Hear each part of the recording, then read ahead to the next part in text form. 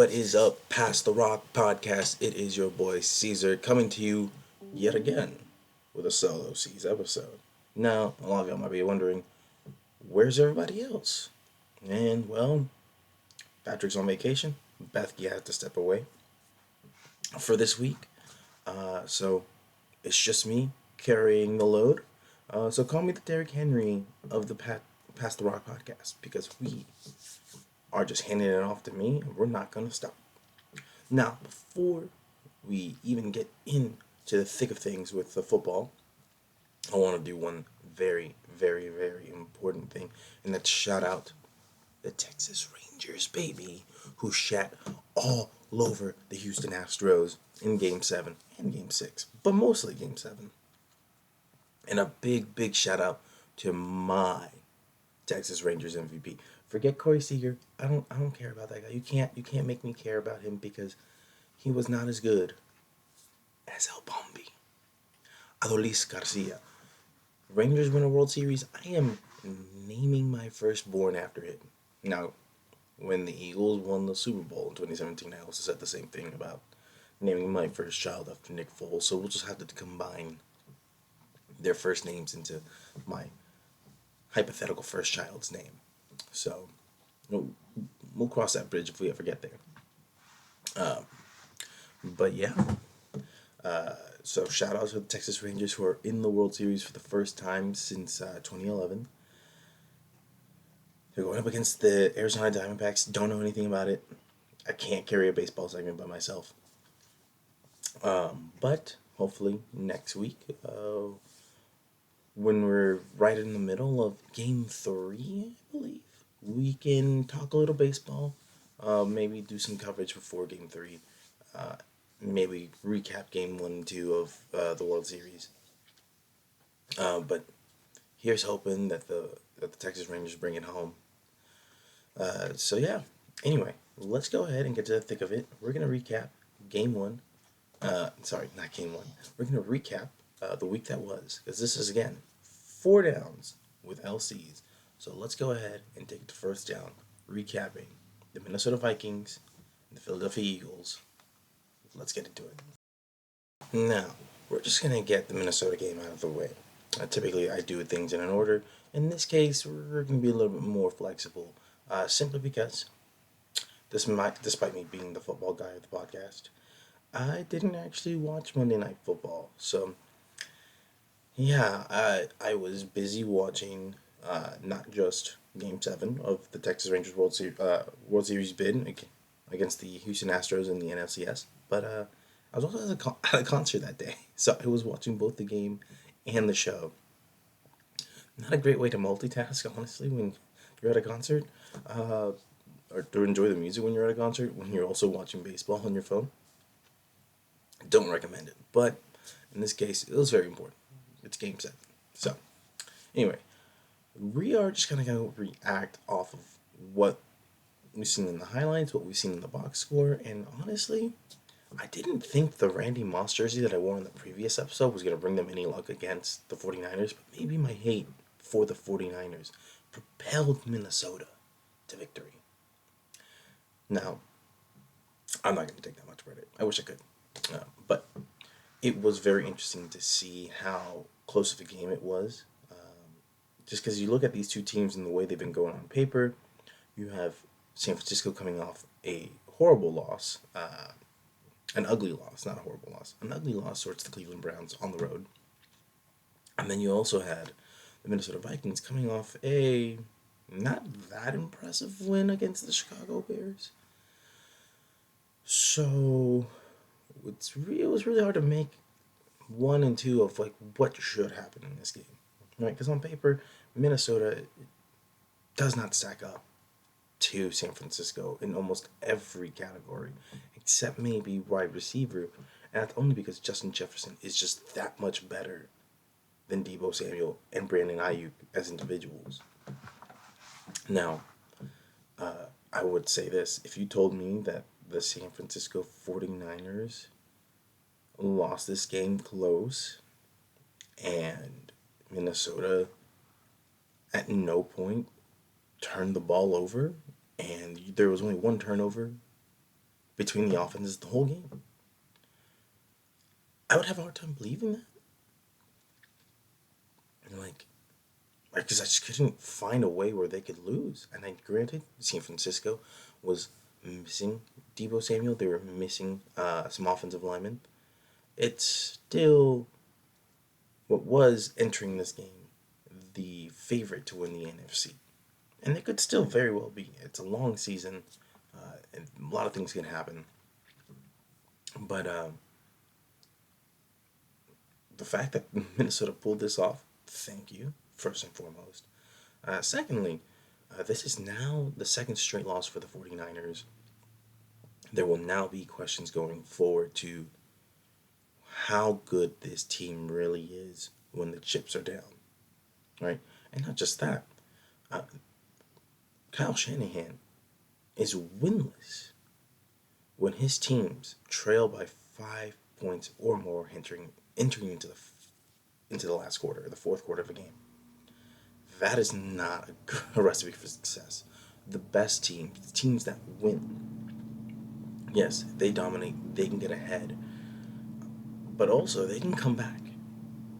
They can work themselves out of the holes they dig themselves into and lead themselves to victory.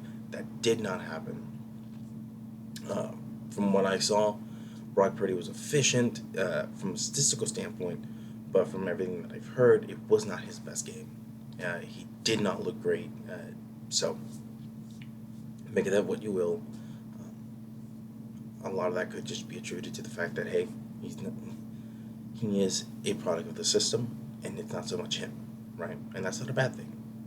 You can make a lot of money in the NFL being that type of quarterback. Look at Jimmy G, right? You can have longevity in this league as long as you follow the offense the way it was designed, and you are able to execute. Not everybody can do that. If everybody could do that, there wouldn't be so much turnover and so much need for backup quarterbacks, um, investing mid-round picks in that, right? You want your elite guys, your top of the league quarterbacks to be able to do more than just follow the system, right? And there's always going to be a need for that because not everybody can do it. So, now looking over Minnesota side, Jordan Addison stepped up in the absence of Justin Jefferson. Sorry, railed off of a huge 60-yard catch and run to end the first half. Really provided Kirk Cousins with a spark, with something explosive that he needed in the offense to give this Minnesota Vikings team a fighting chance. And we gotta shout out Brian Flores. He is a madman. He is a madman defensive coordinator for being able to stifle the 49ers to just 17 points. 17 points. They still had Kirsten McCaffrey. They still had Brandon Ayuk. They still had George Kittle. And just 17 points. That might have been his finest hour as a coach in the NFL. So, shout out to them. Let's move on now to the Philadelphia Eagles and the Miami Dolphins 31-17 Sunday Night Football game. Now, this game I put down as a possible train wreck for a lot of reasons, right? Eagles coming off a just terrible loss to the New York Jets. The Zach Wilson-led Jets on the road. And you just look at how they've been playing up to this point, and it's been very rocky, just unsteady. They had their best game of the season against the Rams. And even then, there was still a lot left to be desired. A lot left to be desired. Dog, I was coming in here thinking they were about to get smoked. They were missing way too many people in the secondary. Bradbury, Slay have just not looked like last year's versions of Bradbury and Slay, which, not a surprise. They're both over 30 years old, and if there's a position other than running back that falls off once you hit the 30-year mark, it's corner. It's corner, right? Because it's so heavily dependent on athleticism. And once the athleticism even slightly starts to leave the body, you can get cooked, man. You can get cooked, especially if you're heavily reliant on your speed, your explosiveness, right? If you are a corner who is more based on his technique and playing zone coverage and being at the right spots at the right time, you can have a little bit longer of a career. Look at Richard Sherman. But the moment you're caught in man coverage, like man, if you're going up against one of these young bloods, one of these young guys who have extra juice in their step, really explosive in and out of their cuts, it's gonna appear on tape. And if there's somebody who's explosive, and if there's somebody who's great in and out of their cuts, it is the combination of Tyreek Hill and Jalen Waddle. And listen, I expected them both to go off, and I was so glad I was wrong. In this game, Sean Desai coordinated his ass off. The Miami Dolphins, despite having 17 points total on the board, scored only one offensive touchdown. One offensive touchdown. And then had to settle for a field goal. So, their offense, in total, only scored 10 points. Their defense managed to score the other 7. And that was off a tipped interception from Jalen Hurts. And we'll get into Jalen Hurts because that is getting a little concerning at this point. But back to the Miami Dolphins side. Tua Tagovailoa was pressured all day. He was missing 3 offensive linemen. One of their offensive guards, by the last name of Wynn, gets knocked out of the game by Jalen Carter, who, shout out to him, the guy is great. He's going to be an all-pro as a rookie. I'm calling it right now.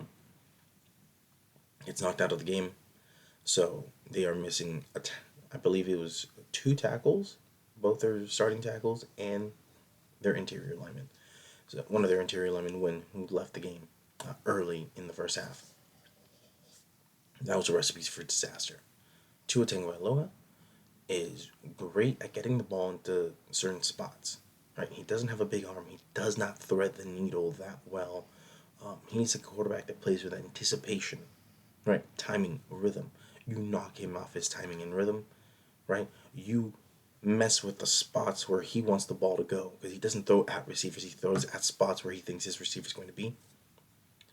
You have the recipe for victory against this Miami Dolphins team.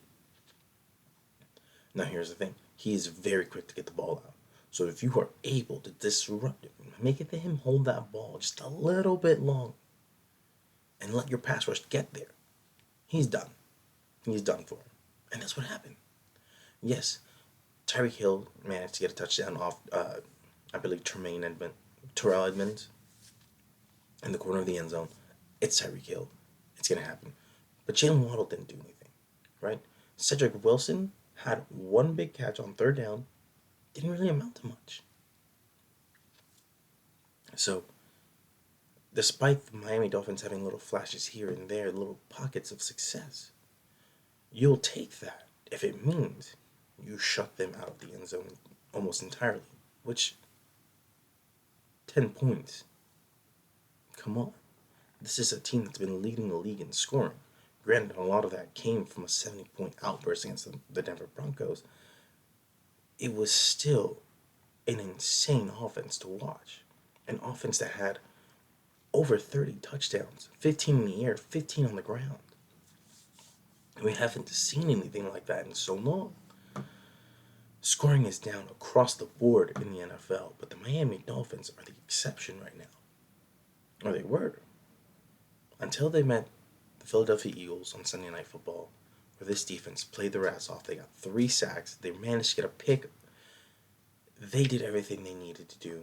And now, let's talk about the Philadelphia Eagles offense, who you would say probably played their best game, but it still didn't feel like their A game.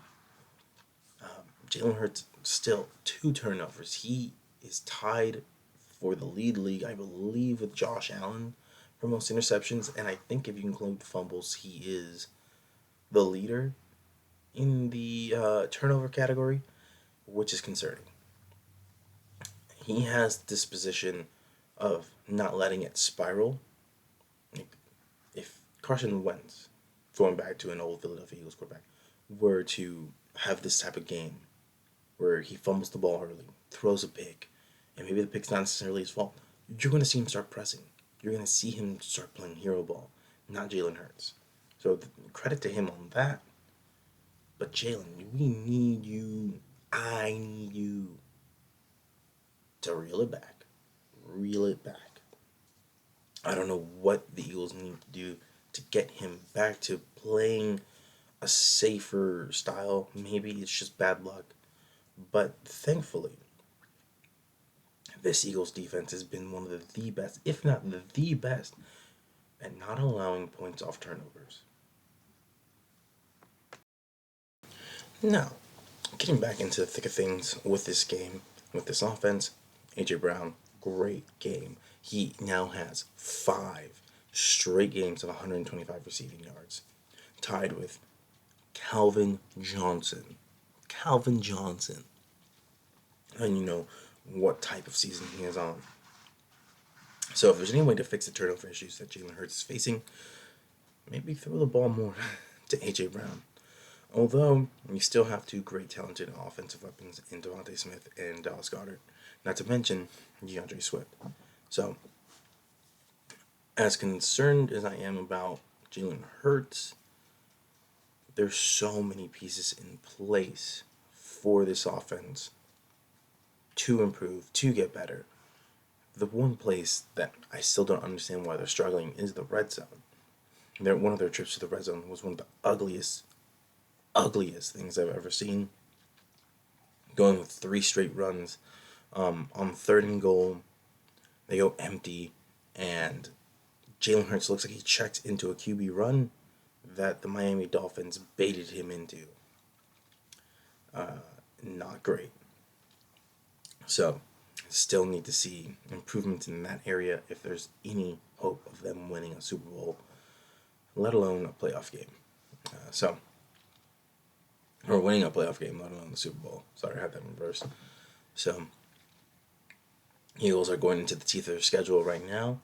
They go into they go into Week 8, one of only 2 teams with 6 wins, 1 loss. So, they're doing well right now, despite maybe not playing their best ball yet. So, despite this, and also, this was probably their best game to date. They faced a legitimate playoff contender with a guy who, in previous seasons under Jonathan Gannon would allow Tua Tagovailoa to have a career game because he sucks. He's a terrible defensive coordinator who does not believe in blitzing. He does not believe in anything other than just line up and play and hope for the best.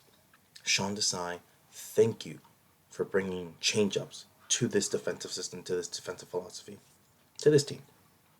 So, with that said, the Minnesota Vikings gain ground in the NFC North.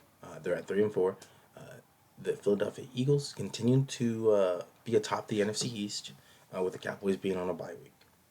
With that said, though, that concludes first down. Let's go on to second down, where we talk a few little things that I want to talk about here in the NFL season.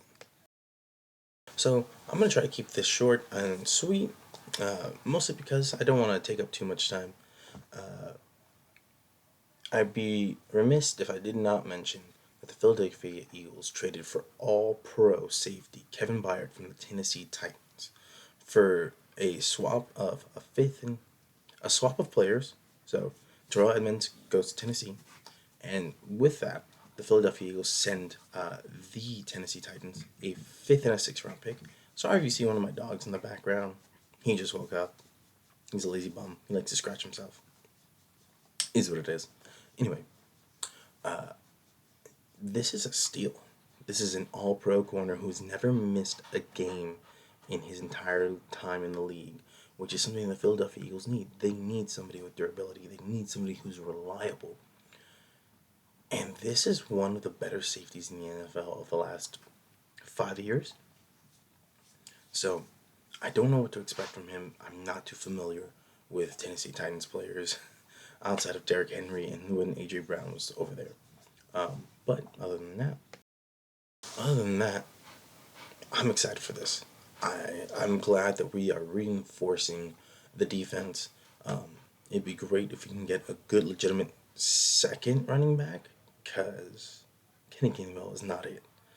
That guy has no juice, and despite having a pretty impressive goal line touchdown against the Dolphins, he's not really that great of a runner.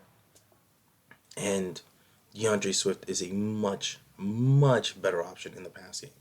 So when you look at DeAndre Swift, who is better than Kenny Gainwell in every measurable way, he is a lesser version of DeAndre Swift.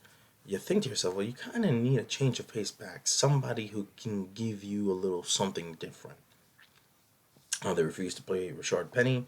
They don't seem to trust Boston Scott outside of games against the New York Giants, weirdly enough. So, I don't know. I just want to see that happen, though. Maybe make one more move, Howie. Get us a second down power back. I hear Derrick Henry is in line to get traded to the Baltimore Ravens. That's just rumor mills going along the internet. Can't really confirm or deny that. Maybe at the time of the release of this episode, some big trades do happen as we are approaching the trade deadline. But that would be pretty cool. Doubt the Tennessee Titans would want to trade again with the Philadelphia Eagles. So we'll see what happens, who gets moved. But that is the biggest move of this week so far. There will be more trades, I'm sure, in the coming days. And when they do happen, we'll go through each and every single one of them. Either in a solo Ceez episode or with the boys whenever we're able to reconvene as a trio yet again. So, the next thing that I want to talk about is Lamar Jackson, the MVP. Is he the MVP? He's the MVP. He is 100% the MVP. I know his numbers don't scream MVP, but y'all, please, for the love of the game, if you love this game, go watch him play this season. The way he is playing quarterback is like unlike anything we've ever seen. He is at his apex right now, the way that he plays quarterback. Think of the models that or not the models, but think of the type of quarterback broken down into a couple different paths, right? You have the Mahomes path. You have this gunslinger, can throw from every angle, can make every throw, just athletic enough to get by. And you're just like, okay, this is the guy. This is what we need to get. What's the closest thing to Patrick Mahomes? It's probably Josh Allen. Josh Allen at his best is about what you want to see out of somebody if you're pursuing a Patrick Mahomes like quarterback. And people want that. Then you have, on a whole completely different other side of the QB spectrum, Lamar Jackson. He's a unicorn. He really is. There might be quarterbacks who have more straight line spin than him, say like Kyler Murray, but his ability to stop and start, his quickness, lateral quickness, his ability to stop on a dime. This is not something you talk about when you talk about elite quarterbacks. These are things that you would talk about athletic quarterbacks who you want to move positions. You're not moving this guy because his release is so strong and fast. His arm is just electric, right? He may not have a Josh Allen arm. He may not have a Patrick Mahomes arm, but his arm is not that far away. And now he's manipulating safeties. He's making insane throws. Highly recommend you guys watch one of the video podcasts from the Ringer NFL channel, where Benjamin Solak goes into showing you some of the insane elite throws that only somebody like Lamar Jackson can make, because only Lamar Jackson has these abilities in the NFL currently. So I sincerely believe he is MVP material. I don't know if he will put up the same numbers he did his MVP season, but the eye test tells you everything you need to know. And if his supporting cast can continue to step up and support him the way that he deserves it at this point, yo, we're talking about maybe arguably like the second best quarterback in the NFL. And it might not even be close.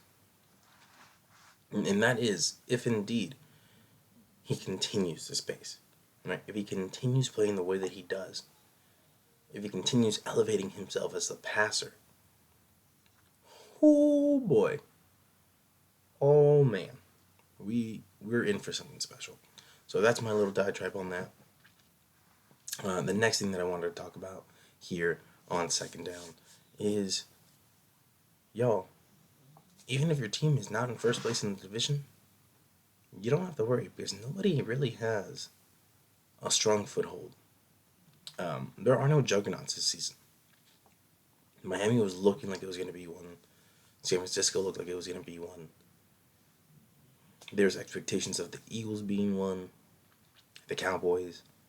But you look at it, and despite all the winning records that we got, nobody's really solidified themselves as the team to beat. You could say, well, the Chiefs are the team to beat because they're the defending Super Bowl champions. Yes. But tell me, isn't this kind of one of the least impressive performances we've seen from the Chiefs to this point? Like, it's not the same. And if you've heard that sentiment before, it's because I've said the same thing about the Eagles, the two teams who represented the NFC and AFC respectively in last year's Super Bowl. Well, the AFC and NFC, they're open. They're wide open. Nobody really is a juggernaut right now. And I think this is something the NFL really wants. Yes, you want to have that marquee team, the team that, like, oh my goodness, this is the one. How does anybody beat them? You know, like you gotta hope that they make a bunch of mistakes. No, I mean, there's really none of that. Every team has holes. Every team has problems that they need to overcome. And recently, I believe Michael Parsons on his podcast, The Edge, said the Philadelphia Eagles have no weaknesses, and that's not true. They do have weaknesses. Their weaknesses are their linebacking core, their safeties, prior to the Kevin Byard trade. And even then, they don't have depth in the secondary. So if they start to fall like flies, it's over. Not over, but you know what I mean? It's going to be tough. Um, they don't have a good backup quarterback. Not a lot of people do. Right? They are kind of thin at receiver. And yes, they just got Julio Jones, but that's an old Julio Jones. That's not young Julio, right? The Cowboys, you look at that. The interior of their defensive line, small, very susceptible to getting run on. The offensive line, inconsistent.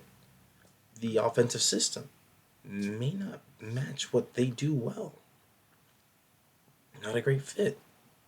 You look at the Chiefs, they don't have a strong receiving option outside of Travis Kelce. And you think, well, Patrick Mahomes can make it work, but if Travis Kelce's not in the game, can he really? We've not really seen him be in high leverage situations without Travis Kelce and without Tyreek Hill. So if he has neither of those guys and he just has the current set of weapons that he has, can that team really make it through? I have my doubts. And then you look at the Bills, no depth. No depth along the defense. in the defense. Their defense is in ruins right now. They don't have a second receiver outside of Stephon Diggs. Gabe Davis is so hot and cold as a receiver, you don't know what you're going to get with him. And then you look at the Niners. Like you would say, maybe that's a team that doesn't have a weakness. Well, their secondary is susceptible. They are susceptible to big plays. They went and bolstered the defensive line, getting Javon Hargrave, in order to, generate as elite of a pass rush with Nick Bosa there as possible, You know, defend and protect. Drake Greenlaw and Fred Warner when they're shooting the gaps. But as we saw, they can lose, and they can lose to teams that aren't necessarily great. So yeah, no juggernauts in the NFL this season. That goes for the Ravens. That goes for the Bengals, the Eagles. That goes for any and every team. There is no real juggernaut. So if your team is hovering around 500 or above, have faith because this NFL season is going to be wild. It's going to be crazy. And I don't think we know who really is the best of the best. And we won't know. Probably until about the final weeks of the season. And even then, the playoffs are a different animal. So keep that in mind, y'all. Let's go ahead and move on to third down, where we talk about watch it, skip it, train wreck. All right. So this week's a little difficult. There's a lot of decent games, but not a lot of sexy matchups, if that makes sense. Like games or teams going up against each other that, on paper, they may not be the sexiest teams to watch play, but their records are pretty nice. So like it might be a quality football game, but it might not be a flashy football game. And we have been trying, by we I mean me, trying to get the flashiest game on the must watch. And for whatever fucking reason, I just seem to jinx it. Because every must watch that I pick is a snooze fest. Or it's just not as good as I had hoped. So I don't know what to do with these jinx powers of mine. I'm looking up and down the list. I've looked and looked and looked, and I don't know, y'all. There's Jaguars and Steelers. One team is 5-2, the other is 4-2. You have Bengals, Niners. You can do Bucks and Bills.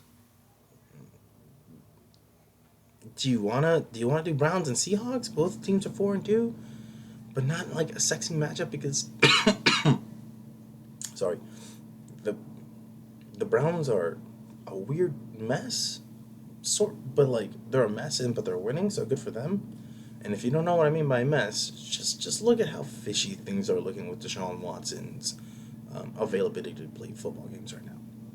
So, despite all this internal debate that I have, I gotta say, the team or the game that for you guys should be your must watch. I'm just gonna hope for the best on this one. It's Bengals Niners. It's Joe Burrow. It's Jamar Chase. And it is the San Francisco 49ers. The reason that I say this is a must watch is because the Bengals started slow again, started looking like a train wreck, and then recently they look like they're coming back. Everything is starting to click back. It's like, is this going to be a third year in a row of them just coming out flat and then picking up steam as the season goes on? And then you have the 49ers, losers of two straight, right? This Bengals team is good, not great,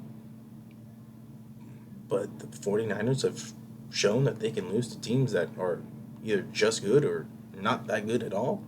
Uh, so I think it's must watch, not because I think it's going to be a flashy game or necessarily a great game, but I think from a narrative perspective, there is a lot riding on this game, both for the Bengals, who are currently, I believe, sitting third or actually last in the AFC North, because the Ravens are 5-2, the Steelers are 4-2, and then you have the Browns sitting at 4-2. So you are trying to claw your way back up if you have any hopes of making the playoffs. And then you have the Niners, who want the 1 seed. I don't care what anybody says. This is a team that wants their games in Santa Clara. They don't want to be on the road in the elements that they're not familiar with. So, this is the must watch. There's a lot riding on it. Hopefully, it's a great game. But now, let's talk about a game that's not going to be good. It's not going to be great. It's going to be bad. It's going to be a bad game. And this one was a tough one to pick because there are a few contenders for games that are just not going to be interesting. Like Saints, Colts, I just don't like. Does anybody really care? Does anybody really care about Gardner Minshew and Derek Carr? No. Ravens, Cardinals, like that's a really good team, and then there's a really spunky team, but like the Cardinals are just 1-6. You got Chiefs, Broncos again. This is Thursday, so I'm recording. Oh no, this is Sunday. So do you really want to see that? I don't. I don't want to see that. But the team that just like the game just looks like the least sexiest is the MetLife Bowl. It's the Jets. It's the Giants. Yeah, the Giants just won. They won an ugly 14-7 game. The Jets, they're 3-3, so they're not a total train wreck, but they're not that exciting either. Not with Zach Wilson. I just don't think there's a lot of entertainment value um, in this game because when you see the Giants, it's like it's not even fun. It's like they're so bad.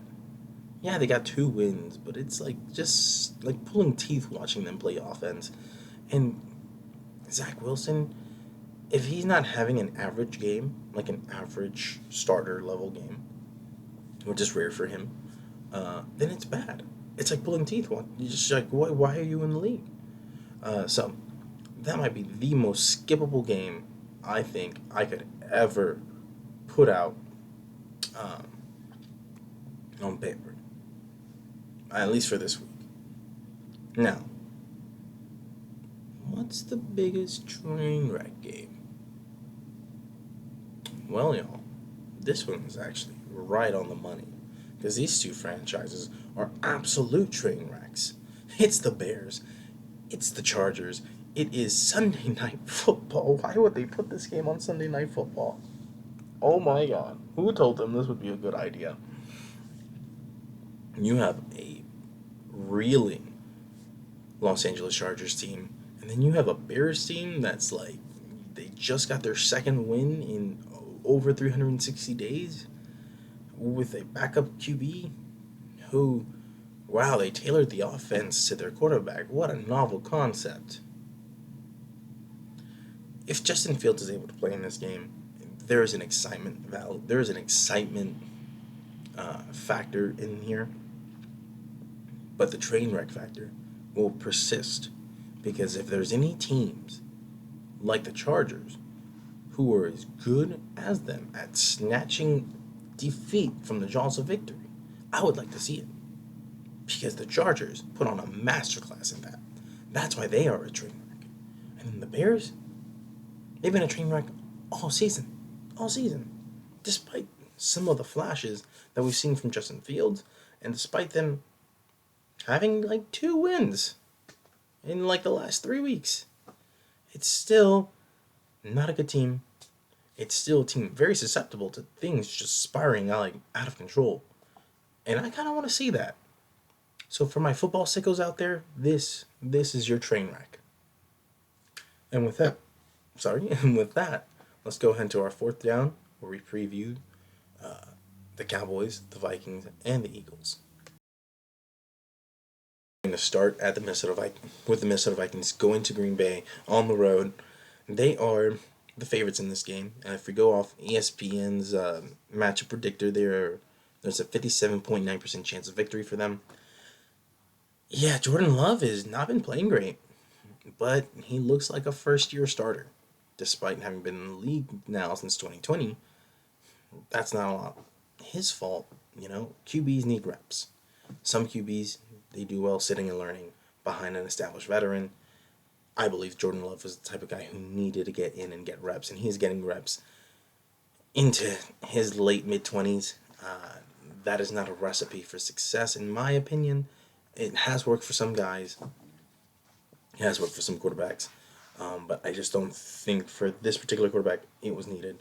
So, despite him clearly having the physical tools and the flash whenever you see him either take off or just rip a pass deep down the field, it's still not exactly all put together.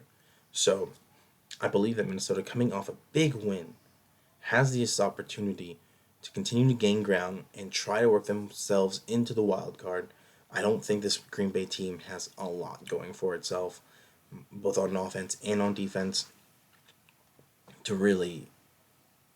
really make this that interesting. It is a divisional matchup.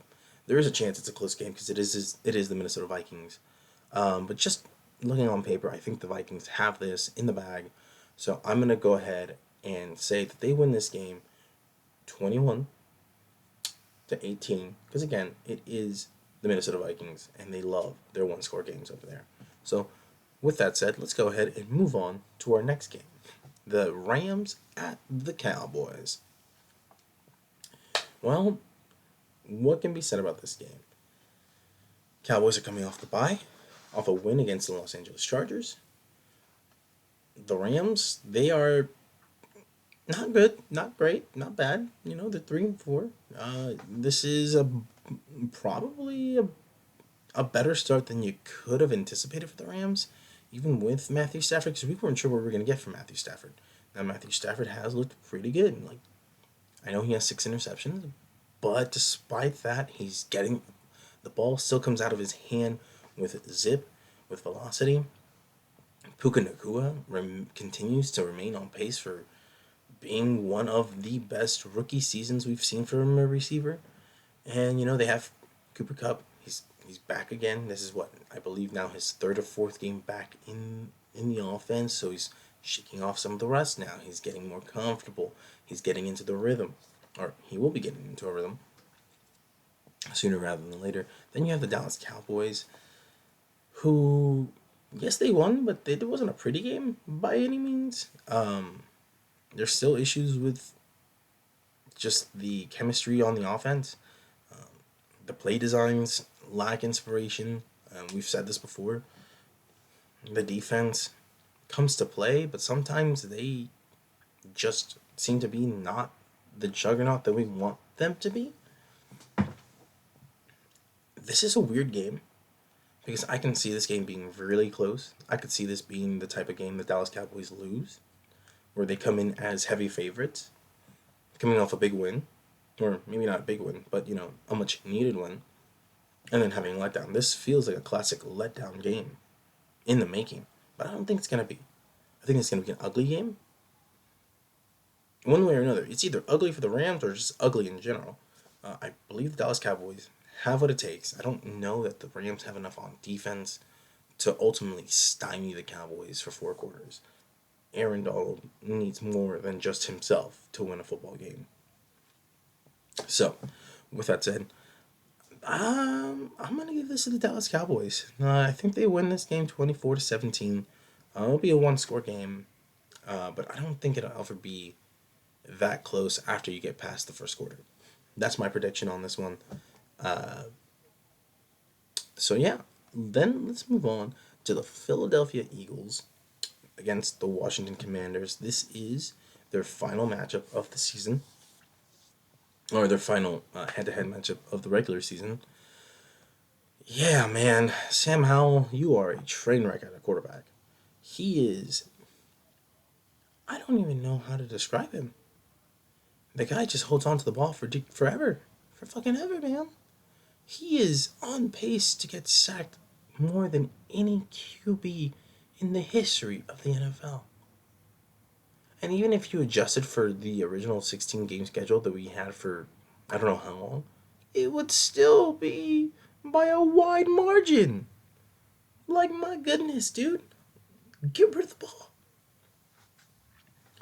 I don't know what you expect from a 5th-round pick, honestly. But I am looking at a career backup who's going to have so many back problems. Ain't no way. Now, that said, this Washington Commanders team did push the Philadelphia Eagles to the limit, and honestly, they probably should have won that game. But thankfully for me, Ron Rivera is a coward who doesn't believe in going for 2 to win the game. That said, this is a divisional matchup. The Eagles just came off a big win on Sunday Night Football. They could come out flat in this game. It wouldn't surprise me. Jalen Hurts still turning the ball over.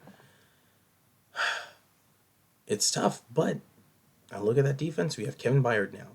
You are now effectively fixing the middle because Brady Blankenship's coming back into the starting lineup. So now you have a quality starter in Reed Blankenship, and then a Pro Bowl, All Pro caliber starter opposite of him.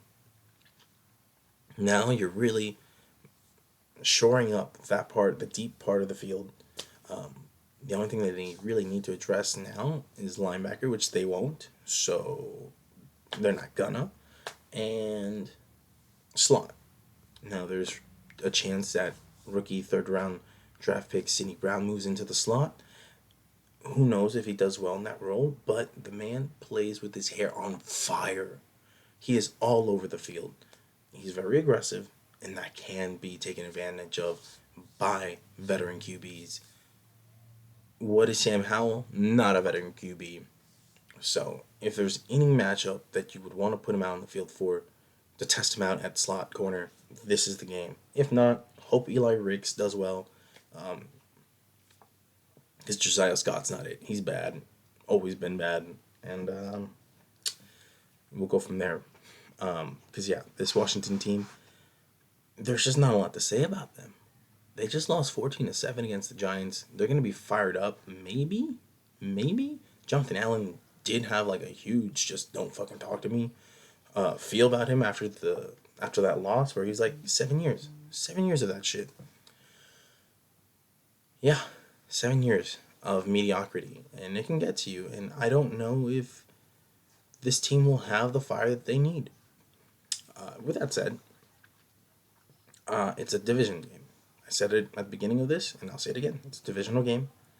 Anything can happen. But I think the Philadelphia Eagles win this game. If this team is finally starting to put it together, then they should win this game 35-14. If not, expect this to be a 24-21 Jake Elliott wins it in the last minute type of a game. So, wins it for the Philadelphia Eagles type of a game. And they move on to 7-1, remain atop the NFC East, and yeah, we'll leave it at that, y'all. Thank you for sticking tuned for another episode of Four Downs with LCs. That's me. I just want to give a shout out to, again, the Texas Rangers for going to the World Series, baby. All right. Shout out to all my co-hosts, Patrick and Bethke. Hope to see you guys soon.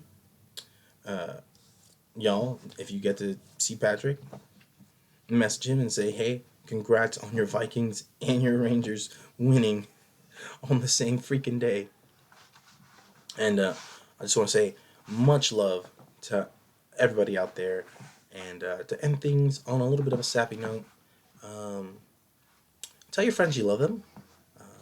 And cherish every moment that you have with your homies, your family, anybody that's close to you. And yeah, y'all, thank you again for tuning in.